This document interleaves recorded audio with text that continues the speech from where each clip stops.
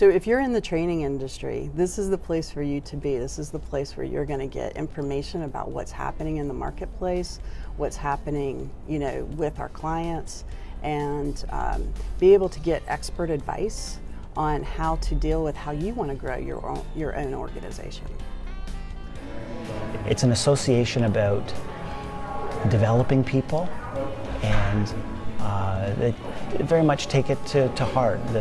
These are people, and some of us come from technical backgrounds like myself. Others come from HR backgrounds. Others come from finance. Like a real diverse group of folks, but we all share a common purpose around improving the world by developing others and helping people grow.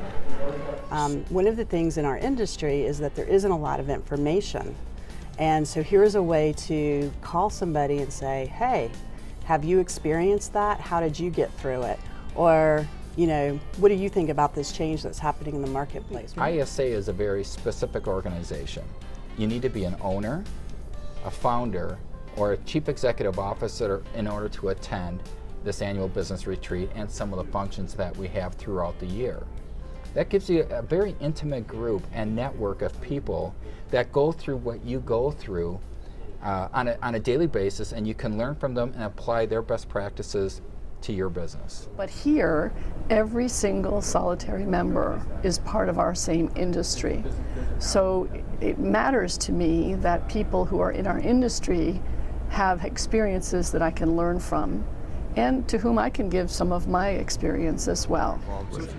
Yes, I've always looked at it as the human performance industry, both individual and organizational performance improvement, and always felt like that this industry serves a purpose other than just the business aspect, and the fact of really bringing value to individuals as well as organizations so that they can reach optimal levels of performance as well as enjoy the life that they live. What keeps me coming back each year is twofold. I find that there always is at least one, if not several nuggets of information that's valuable to me, both as an individual and for my company. The folks who are here have been here for a long time, and they've been real pioneers in the industry, and the DNA of our industry is in the room. Plus there's some folks who are kind of newer to the industry as well, so it's a really nice mix. The real focus of our time here, we are all passionate as owners and managers and leaders of these learning companies. We think a lot about market need and product fit, and we've all got our own methods and approaches to doing that. What this space does, though, is really allow us to focus on the viability lens, which is specifically around how do we make money doing the things that we love to do. And the amount of sharing that takes place around that it's unbelievable. For any investment company right now, be it a private equity firm again, or some strategic that's looking to bring in a new executive into the training industry. And when I talk about training industry, I mean high tech, anything that has to do with technology and technology enablement of delivering content. It could be web delivered media on a curated basis. It could be authors or books that are an authorship that now has built out a consulting business. Or it could be just your pure play training firm, which CPI is, or others are like any type of sales training organization or leadership development. Those are the types of firms that belong to ISA and have derived tremendous value over the past 40 years of our existence.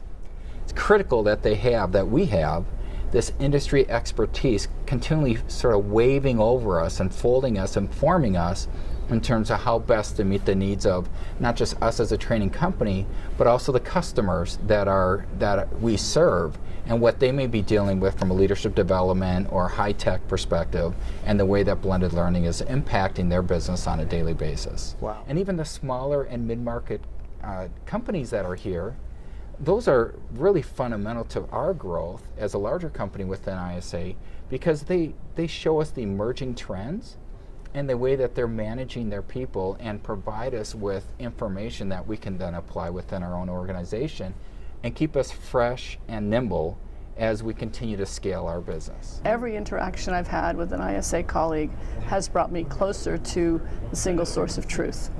When you have so many people who keep telling you the same thing, you got to figure they know something, right? So I listen like crazy whenever I'm at ISA or talking with ISA colleagues. I attend as many of our events as I can. I serve on committees because I always get more than I give. So what keeps me coming back are the connections that you make, and so there's deep friendships that evolve over time, and again, the more these connections that you make, the more friendship you make, then the more knowledge that you can gain, and more inspiration that you can get to bring back into your organization and to try new things to help your organization be more successful.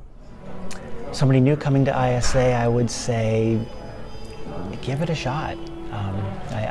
I know from our experience that it's been tremendously valuable for us, and I don't know that we wouldn't be where we are today if it weren't for ISA. So. They're all thinking partners for me, and so if you're new to this, get ready and fasten your seatbelt. It's going to be a great ride. When I get a refreshing drink of water every time I come, wouldn't I go back to the well?